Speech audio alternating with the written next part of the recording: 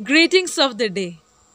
Now, St. Paul, in his letter to Romans, chapter 8, verses 5, writes, "For those who live according to the flesh set their minds on the things of the flesh, but those who live according to the Spirit set their minds on the things of the Spirit." Here, Holy Spirit God is giving us a very important lesson regarding evangelization, and that is setting the mind right. Take for instance the example of St. Paul and St. Little Therese. Both of them were totally different kind of evangelizers. One went to the ends of the earth and preached the good news, and the other, remaining in the convent, preached the good news. But both had one thing in common, and that was they had set their mind on the Spirit. So whatever they did, eating, drinking, or doing anything, they had set their mind completely on the Spirit.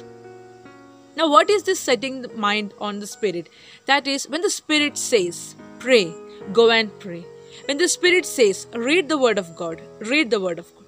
When the Spirit says, eat the Word of God, eat the Word of God. When the Spirit says, speak the Word of God, speak the Word of God. Don't see or don't count the cost. But when the Spirit says, go to Nineveh and we move to Tarsus, then we have set our mind on our flesh. We have set our mind on our comforts, and there is where we are not able to produce 100-fold, 30-fold, or 60-fold. When we set the mind on the Spirit, then we are able to run with the Spirit. We are able to fly with the Spirit and reach where we have to.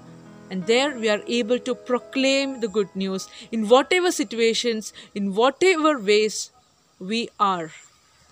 So let us set our mind right and do what the Spirit requires from us.